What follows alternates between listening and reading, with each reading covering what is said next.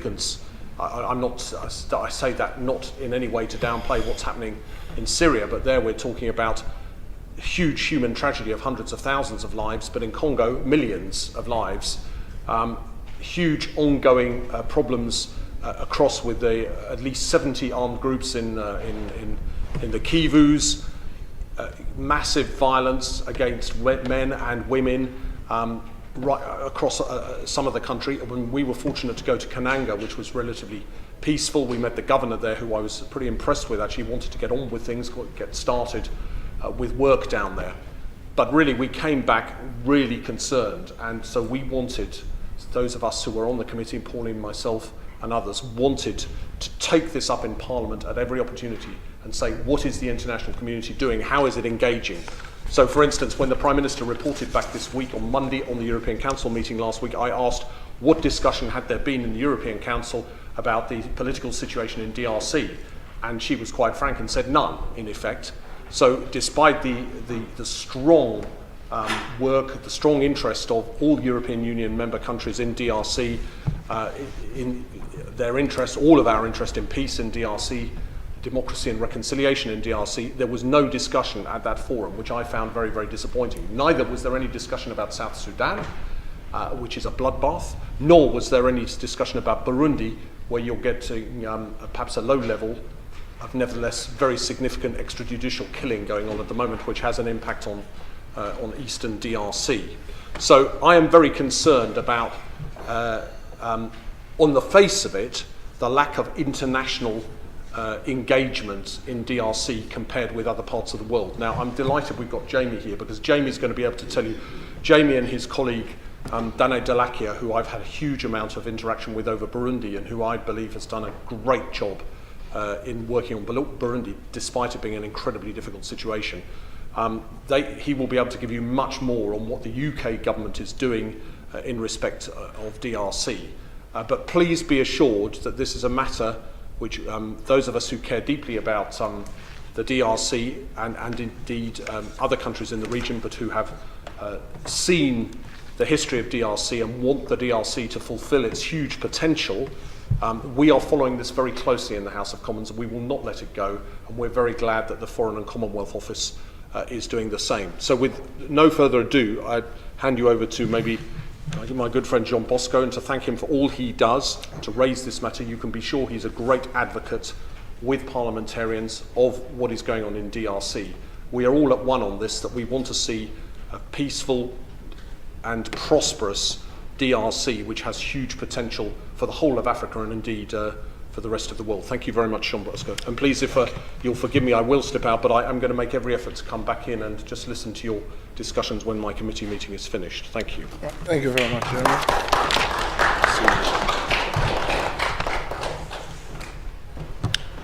So, thank you very much, everyone, for coming today. I think it's really a good opportunity for us to try to learn more from the FCO. Normally we're supposed to have Dani Kolaga to be here with us, and also the Foreign Secretary, but I think both has been taken with other duties.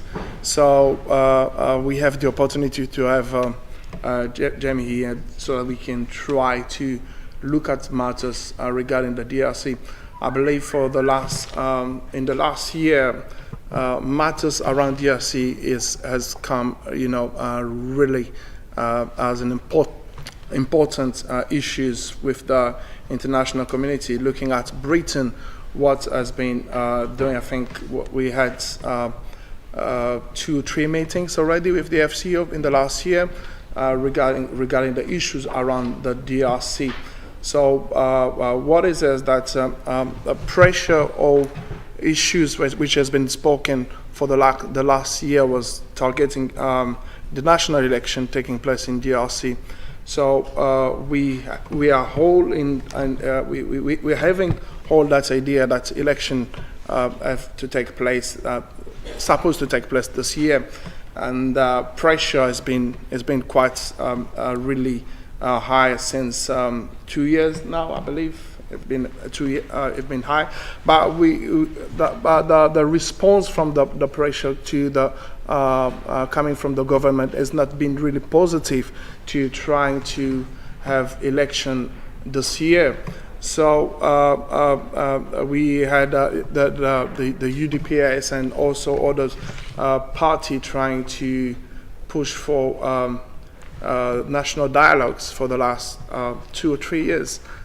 Then this year, national dialogues came, but the national dialogue formula was not as expected, as was pushed by the resolution 2277 from the United Nations.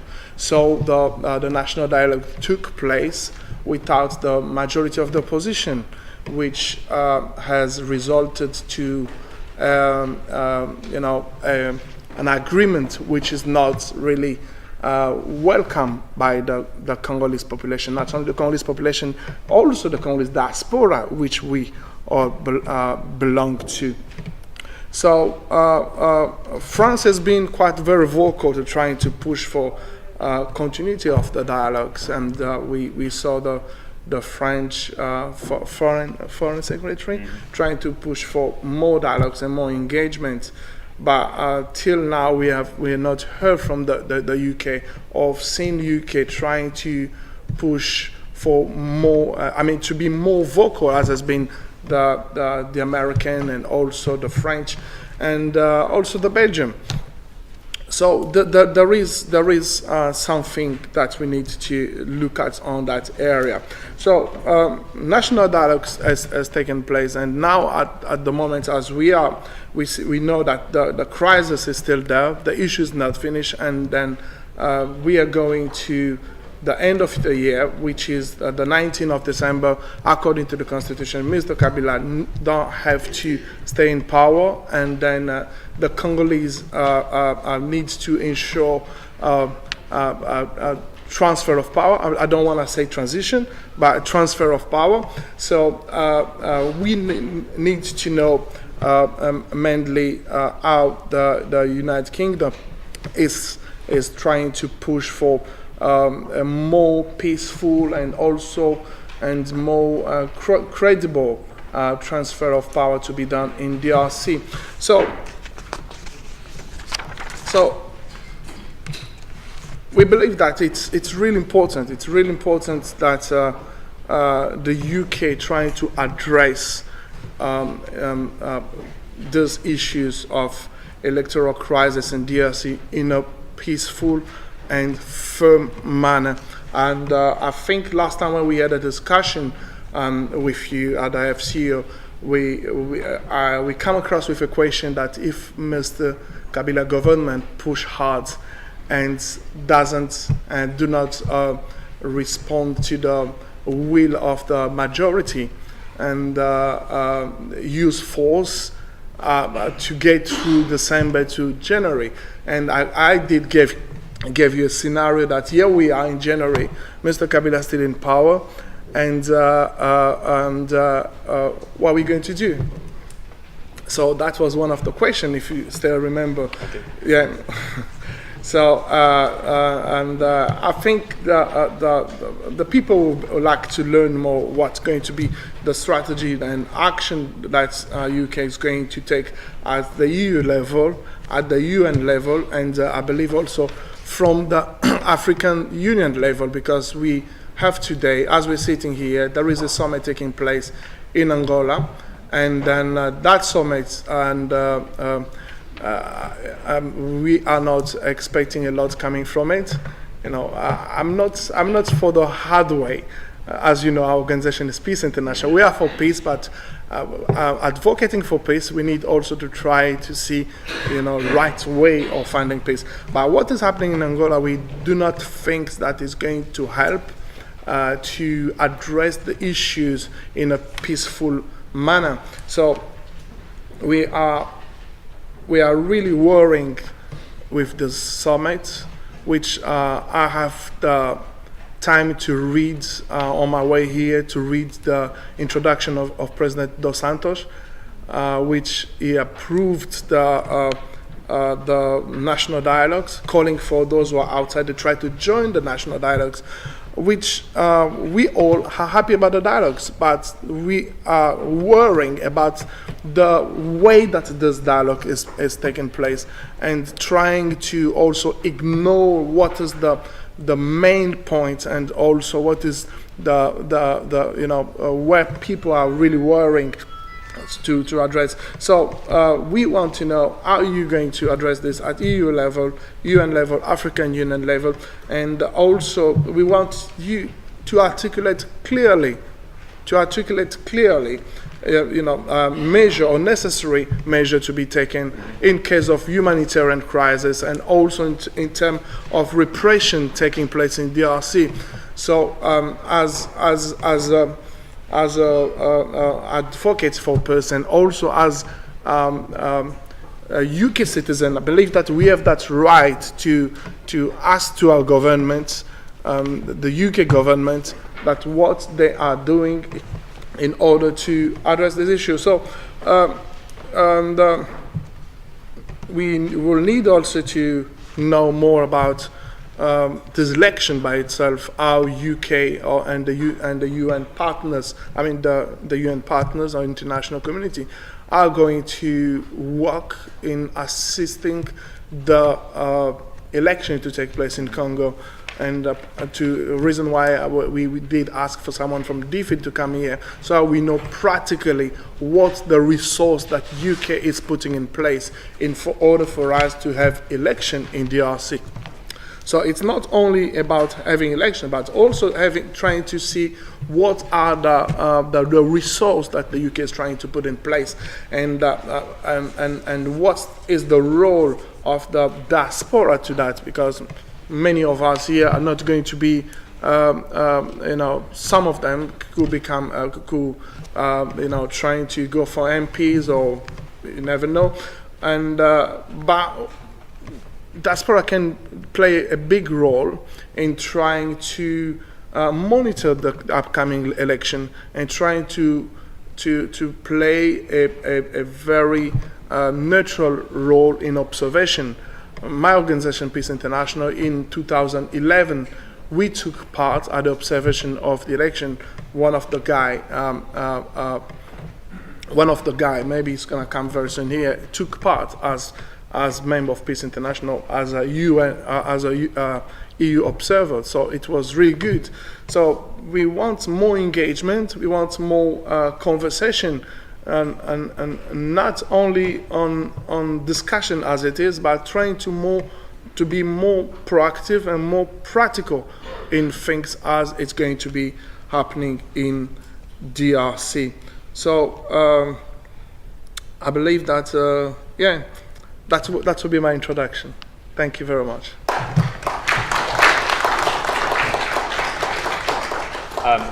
Well, thank you, Jean, and thank you also to Mr. Lefroy and Mrs. Latham, who obviously aren't here. But I'd like to just state publicly that it's great that this discussion has been organised. You're absolutely right. It is your right to hold us, the government, the ministries, to account publicly for what we do. So discussions like this are incredibly important, both for us to sort of communicate with you about what we're doing, but also for us to hear from you your opinions. You have connections to Congo, which you know, to your families, to your friends back in Congo. So it's very important for us to hear your perspectives as well, and that's why I'm very glad to be attending today, to listen as well as to sort of to answer some of the questions that Jean's put forward. Before I go any further, I really do have to apologise on behalf of Dani, the Special Envoy. The reason that she is not here today is because she is in Luanda at the International Conference of the Great Lakes Summit. So it isn't at all because she's been pulled away by some internal business. It is of fundamental importance to DRC. That's what she's doing today, and that's why she can't be here. So I just want to reassure you that it isn't because she personally doesn't take it seriously. She couldn't take it more seriously, and she would be here today if it wasn't for that incredibly important event having taken her to Angola. The first thing I should say is that the UK government is incredibly concerned about the situation in DRC. It is a vitally important international issue, as Mr. Lefroy said. What happens in DRC matters a great deal to the region, to the world, to the UK specifically. The potential within the country, both positive and, as we've seen through history, the negative potential to spill over into regional instability is too great for it not to be a vitally important international issue. And that's why we care. I want to start by condemning completely the violence that we saw on the 19th and 20th of September. The UN report, and I'm sure that many of you have read the UN report that came out just a few days ago, which reported, among other things, the extrajudicial killings by Congolese security services.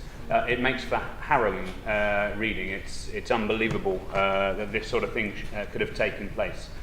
And just as worrying is the strong potential that we all know of for further violence if people come to the streets and the security services take similar actions as they did in September. Mr. Lefroy raised the European Council this week and said he asked the Prime Minister and she said no, DRC had not been discussed. Of course that's true.